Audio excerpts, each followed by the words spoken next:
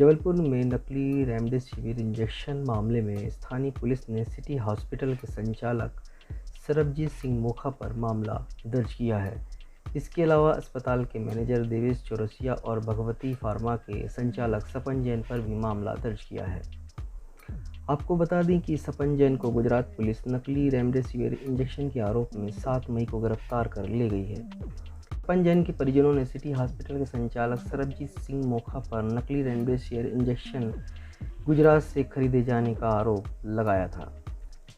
आरोपी सपन जैन को जब गुजरात पुलिस गिरफ्तार कर ले गई थी, उसके बाद सरबजीत सिंह मोखा ने सोशल मीडिया पर एक विज्ञप्ति जारी कर अपने ऊपर लगे आरोपों को खारिज किया था। सपन जैन को गुजरात पुलिस की गिरफ्त में देखने के बाद सरबजीत मोखा को दिल का दौरा पड़ने के बाद सिटी अस्पताल में भर्ती कराया गया है। 30 अप्रैल को सरबजीत सिंह मोखा ने सांसद राकेश सिंह के निवास पर भारी मंत्री अरविंद भदौरिया की उपस्थिति में 500 बिस्तरों वाले कोविड केयर सेंटर के लिए 11 लाख रुपए की राशि रेड क्रॉस सोसाइटी को दी थी। सूत्र बताते हैं कि मोखा की सत्तारूढ़ पार्टी भाजपा के नेताओं तक खासी पहुंच है।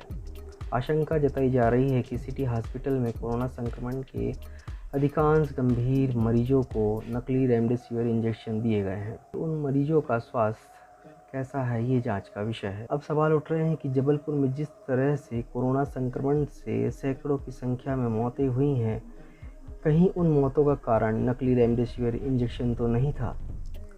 पुलिस इन सवालों पर भी गंभीरता से जांच कर रही है। बहरहाल पुलिस ने सिटी हॉस्पिटल के संचालक सरबजीत मोखा, हॉस्पिटल के मैनेजर देवेश चौरसिया और भगवती फार्मा के संचालक सपन जैन पर मामला पंजीबद्ध कर लिया। आज यहाँ थाना ओमती के अंतर्गत एक कार्रवाई की गई है। परसों रात को 7 तारीख को हमें एक सूचना मिली थी, गुजरात की पुलिस आई थी। गुजरात में कुछ नकली रेमडेसिविर इंजेक्शन बरामद हुए थे, उसका संबंध यहाँ से भी देखा गया था। तो वो सपन जैन नामक व्यक्ति को लेकर गई थी। उस संबंध में जब हमारी पुलिस ने जांच शुरू की तो ये पाया गया कि सिटी हॉस्पिटल के संचालक श्री सरबजीत सिंह जी मोखा ने और अपने जो मैनेजर हैं देवेश चौरसिया और सपन जैन के द्वारा इंदौर से वही नकली रेमडेसिविर इंजेक्शन मंगवाए हैं।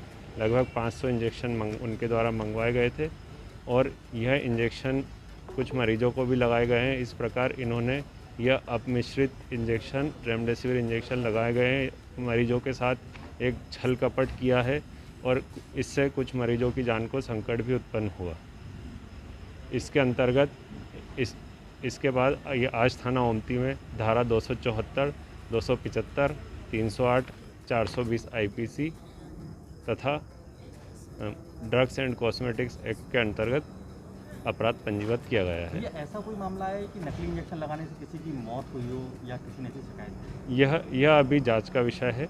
हम लोग एक एक मरीज का देख रहे हैं डिटेल कि किसको लगा है, किसको नहीं, क्या से गलत इंजेक्शन किसको लगे। तो जांच के आधार पर यह इन्वेस्टिगेशन में आएगा तो बताया जाएगा। तो ये कोई इंजेक्शन बरामद हुए हैं इनसे?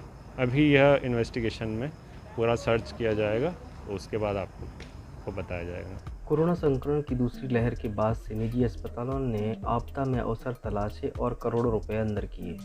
कोरोना संक्रमण में रेमडेसिविर इंजेक्शन की मांग तेजी से बढ़ी है। दवा बाज़ारों में रेमडेसिविर इंजेक्शन न मिलने से ज़रूरतमंद लोगों ने 30-30 हज़ार रुपये में इसे खरीदा है। कोरोना संक्रमण काल में नकली रेमडेसिविर इंजेक्शन भी बाज़ारों में जमकर बेचे गए।